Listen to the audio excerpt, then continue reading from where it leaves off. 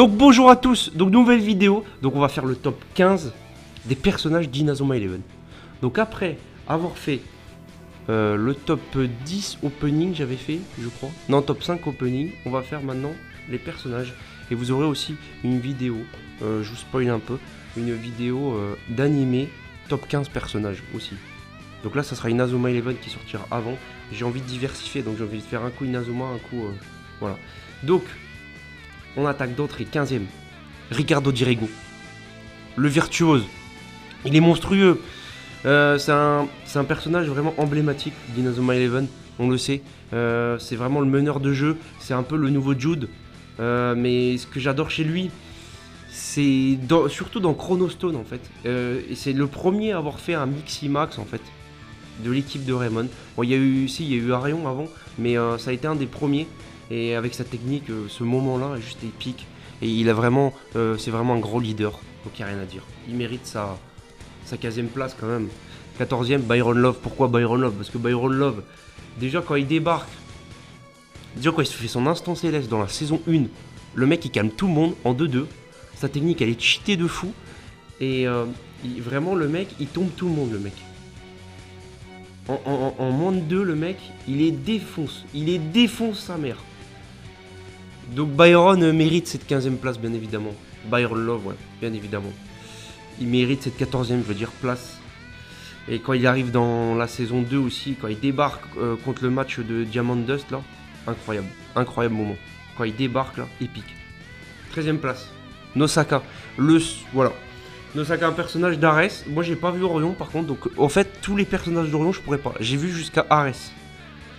Ares, je l'ai vu qu'une fois comparé aux autres Inazuma, donc j'ai des petits souvenirs, mais le seul personnage vraiment, on va dire, il y en a pas eu beaucoup qui m'ont marqué dans Ares, mais lui c'est celui qui m'a quand même plutôt bien marqué, Nosaka, un bête de joueur, franchement, vraiment un meneur, un numéro 10, qui a des techniques sensationnelles, vraiment, et j'aime bien sa façon d'être, et je trouve qu'il a énormément de flow ce personnage en fait, c'est ça que j'adore chez lui, donc voilà pourquoi si je devrais en mettre un. Du coup, 12ème place. 12ème place, Astero Black. Il est là. Ou comme on pourrait dire, Redark. Pourquoi Redark? Parce que Redark, il est dans toutes les saisons d'Inazuma Eleven. Il est dans Inazuma Eleven saison 1. Il fait de la merde avec Zeus. Royal Academy saison 2. Il revient avec la Royal. Saison 3, c'est le coach de l'Italie, il fait de la grosse merde. C'est là on apprend plus sur son passé. Et il a un accident, on croit qu'il est mort. Le mec, il est pas là dans Chronostone, mais dans Galaxy, il revient le mec. Il prend des pipes, à part 3 joueurs, Arion, Victor et Ricardo. Et le mec, il est le nouveau coach de l'équipe de Galaxy. Et il fait encore des magouilles à droite à gauche, mais j'adore ce mec en fait.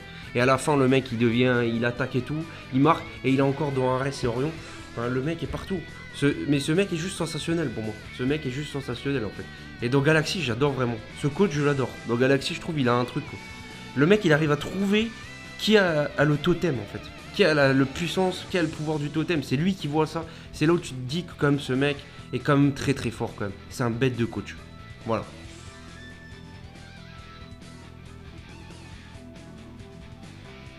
Toujours dans les magouilles quoi. 11ème place. Falco Flashman dans Galaxy. Pourquoi Falco Flashman? Parce qu'il a deux personnalités. Il a une personnalité de quelqu'un qui a l'air gentil en apparence, mais en fait, on se rend compte qu'au fond de lui, il a une âme très sombre. C'est quelqu'un qui pense qu'à sa gueule, en fait, clairement. C'est quelqu'un qui est très individualiste. Mais au fur et à mesure du temps, dans Galaxy, il va évoluer dans sa tête, dans son esprit. Et c'est là où il va avoir cette teinture bleue qu'on voit là.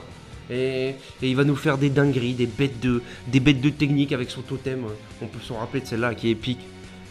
Voilà, moi Falco vraiment j'ai bien aimé sa personnalité, c'est ça qui m'a beaucoup plu chez lui en fait. Voilà. 10ème place, Faerun, le personnage emblématique de Chronostone quand même, épique. Un personnage vraiment hyper attachant, je dirais hyper attachant ce personnage. Je sais pas, il a une façon d'être où t'es attaché à lui, j'arrive pas à l'expliquer. Et c'est vraiment le cœur de Chronostone, il est au cœur des histoires avec sa mère.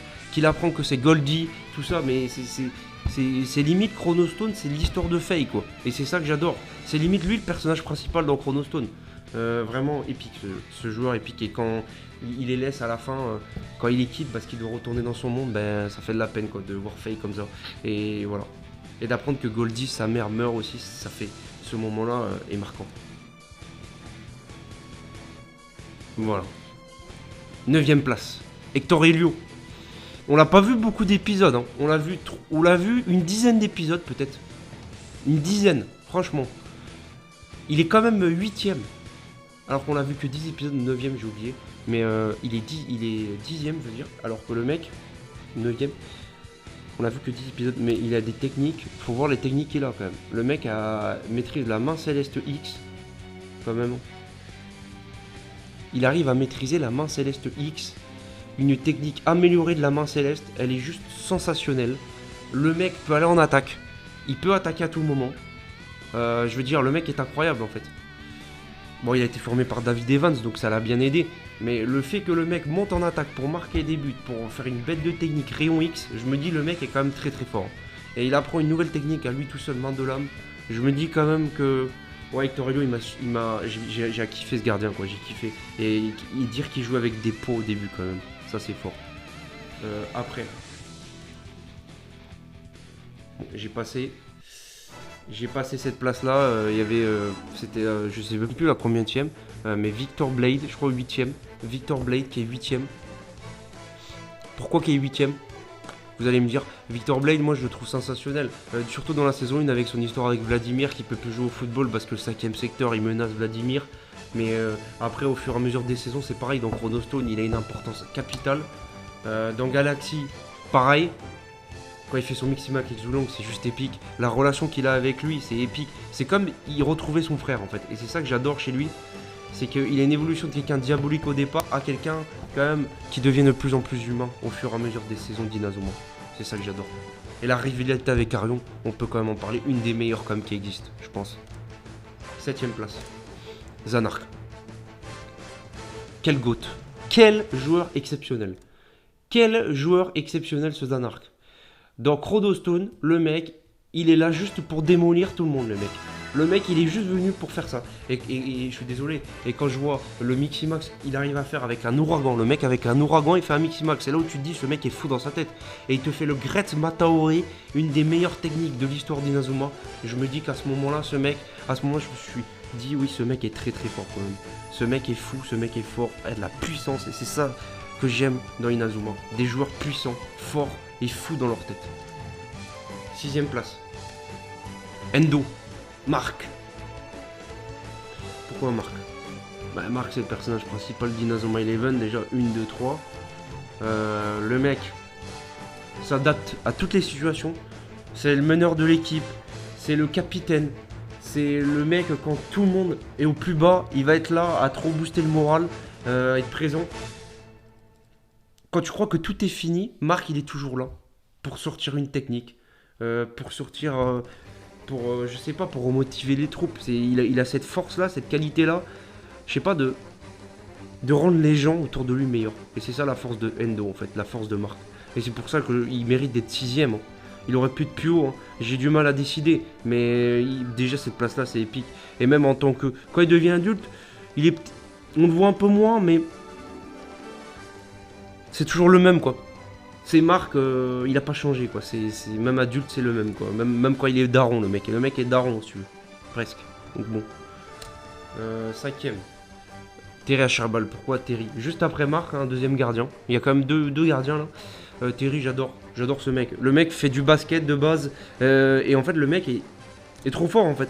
Bon le mec a un ego surdimensionné mais j'adore. J'aime plutôt bien cet ego qu'il a en fait. Ça fait son charme on va dire. J'aime bien la rivalité qu'il a au départ avec Ricardo, c'est plutôt pas mal. Et il te maîtrise des bêtes de technique, il s'adapte à toutes les situations. Le mec n'a jamais été goal, mais je trouve que, en fait, il a une évolution comme j'ai jamais vu pour un goal. Une évolution d'un mec qui n'a jamais fait de foot, mais qui arrive à s'adapter à toutes les situations assez rapidement, comme je trouve. Voilà pourquoi il est 3ème, je veux dire 5ème. 4ème, Xavier Foster. Pourquoi Xavier Foster? Avec Xavier Foster, déjà dans la saison 2 de Inazuma Eleven, ce mec... Quand je le vois débarquer, au début on croit que c'est un mec sympa, un mec gentil, et en fait on se rend compte que c'est le mec de la Luce Academy. C'est C'est le chef de la Luce Academy, on se rend compte. Au début, on croit que c'est un mec cool, mais pas du tout. Et je me disais, putain, peut-être qu'il va rejoindre. Je me disais, putain, mais imagine, je me disais à l'époque, est-ce qu'il va rejoindre l'équipe de Marc? Ça serait tellement épique qu'il rejoigne Raymond, mais pas du tout. Il faisait partie de Genesis, il m'avait surpris. Et après, dans la saison 3, il rejoint l'équipe de Marc et il devient, franchement, il devient un élément hyper important dans la saison 3, dans Inazuma Japon, dans l'équipe japonaise. Il devient vraiment un élément primordial de cette équipe. Et quand il te sort cette frappe stellaire là, cette putain de frappa stellaire, quand il te sort ça, le petit Xavier, je te cache pas que j'ai des frissons quoi. Dans la finale en plus, il te sort ça. Voilà pourquoi il a cette place là. Xavier les gars, quel joueur exceptionnel. 3ème place. Sean Frost. Pourquoi Sean Frost? Sean Frost c'est... Sean Frost, moi je veux retenir sa saison 2 surtout. Parce que la saison 3 de Sean Frost dans Inazuma Eleven, saison 3, avec l'équipe japonaise, je l'ai trouvé beaucoup moins intéressant quoi. Parce que, en vrai l'histoire de Sean, c'est où il est le meilleur, c'est quand il connaît pas sa vraie personnalité. Quand il a la personnalité de son frère dans la saison 2, et quand il a l'autre personnalité, la sienne. Quand il confond les deux, en fait. C'est pour moi le meilleur Sean Frost, il est là. Dans son développement de personnage, en tout cas. Après, dans la saison 3, pour moi, son développement est terminé, en fait. Et il peut encore évoluer, mais... Après, il y a Ares, on voit avec son frère, parce que c'est alternatif, hein, c'est un monde alternatif. Mais je trouve pas qu'il a la même importance que dans la saison 2. Mais dans la saison 2, quand tu le vois débarquer contre le collège alpin, quand il te fait le bizarre éternel, il me dit c'est lui qui va remplacer Axel. C'est lui quand même qui doit remplacer Axel Blaze quand même, qui est parti. Et franchement, il le fait plutôt bien. Même si j'adore son côté folie qu'il a, son côté vraiment foufou. Je kiffe ça, vraiment. Donc voilà pourquoi je le mets à cette place-là. Voilà pourquoi je le mets peut-être pas plus haut, parce que je trouve que dans la saison 3, il n'a pas eu la même importance que dans la 2. On l'a beaucoup moins vu. Bon, là il y a eu un bug. Encore une fois, super. Des problèmes techniques. Deuxième place, bien sûr, Axel Blaze. Pourquoi Axel Blaze? Les gars, c'est Axel Blaze quoi. Axel Blaze, c'est le joueur emblématique d'Inazuma Eleven. C'est le super attaquant dans la saison 1 que Marc voulait, qui est venu, qui a fait sa petite tornade de feu là, tout classique. Qui a fait sa tornade de feu, évidemment, Axel Blaze, et comment on peut oublier, dans la saison 2. On n'oublie pas quand Hero débarque. Dans la 3, on le voit un peu dans la 3, on le voit un peu moins comme dans la 3. On le voit quand même comparé à Sean, mais on le voit un peu moins. Après, dans Ares Orion, on le voit quand même pas mal aussi. Il a son importance, mais dans la saison 2, quand même, quand il fait son retour là, contre Epsilon, tu t'y attends pas. Tu sentais qu'elle allait revenir, mais tu te disais quand il va revenir. Et il est revenu à ce moment-là, il nous sort une tempête de feu. C'est le retour d'Axel. C'est ça qu'on aime, quoi. C'est cette technique de feu qu'on aime. C'est le jour qu'il est. C'est tout ça qu'on aime chez Axel Blaze. Et premier du classement. Le numéro 1 du classement, les gars. Sol des stars. Là, par contre, ça va surprendre plus d'un. Pourquoi Sol des stars? Vous allez me dire. Pourquoi j'ai mis Sol? Sol, parce que Sol, c'est quelqu'un... moi, dès que je l'ai vu, ce joueur-là, dans Go... en fait, je trouvais que Go, la saison n'était pas exceptionnelle. La saison 1, c'est la moins bonne pour moi. De toutes que j'ai vues, je pense. Avec Tetares. Mais... et vu qu'elle n'était pas top... J'avais pas trop de persos vraiment que je kiffais. À part peut-être Victor, que je kiffais bien. Mais quand j'ai vu Sol, je me suis dit... Ok. C'est un peu un Eric, mais en version x10. Hein. C'est un peu le même histoire, c'est que moi c'est ça qui m'a marqué, c'est son histoire dans la saison 1, quand le mec est malade et à l'hôpital. En fait le mec a des problèmes, il peut pas jouer trop au football, c'est un peu comme Eric, il a eu un grave accident, je sais plus quoi, où il a une maladie, j'ai oublié, et moi ça m'avait marqué, tu vois, ça me touche les joueurs comme ça, et même et quand je vois la puissance qu'il a, quand je vois cette... Et dans Chronostone, quand il fait son Miximax là, et quand il nous sort une technique là dans le film, une technique là, on la voit actuellement, cette technique là, une espèce de tornade de feu mon gars, mais du tonnerre là, laisse tomber. Moi quand j'ai vu cette technique, je me suis dit Sol, voilà quoi, no command quoi. Ce joueur est juste hors norme en fait. Il est exceptionnel ce type. Et quand il nous fait le mix-mac de la saison 2 avec Zhuge Liang, on n'oublie pas aussi, magique, même l'entente qu'il a avec Zhuge Liang, bah, j'ai kiffé à ce moment-là dans Chronostone. Bah, j'ai kiffé parce que j'adore Sol et j'ai plutôt bien aimé aussi. C'est un des moments que j'ai le plus aimé dans Inazuma Eleven Chronostone, hein, en plus. J'ai bien aimé en fait cette région. L'entente qu'il avait avec Zhuge Liang, j'ai kiffé. Et voilà, c'est Sol des Stars, les gars. Dommage il n'a pas été. Je trouve ça tellement dommage qu'il n'a pas été dans l'équipe de Galaxy. Ou qu'il les a pas rejoints en cours. Ça, c'est vraiment le point noir, quoi. Mais bon, ça reste Sol des Stars. La classe incarnée. Ça reste ce joueur talentueux qu'il est, quoi. Voilà. C'est ça que j'aime. Donc, c'est la fin de cette vidéo. Donc, c'est la fin de ce top 15 personnages. Donc, on se retrouvera pour le top 15 animé personnages. Là, on a fait top 15 personnages Inazuma. Donc, c'est la fin de cette vidéo. Ciao, ciao. C'était le foufou barcelonais. Allez, bise. Et vive Inazuma, bien sûr, au passage. Hâte de Victor et Rod qui sort sur Switch. Enfin, au moins que j'ai acheté la Switch en plus. Allez, bise.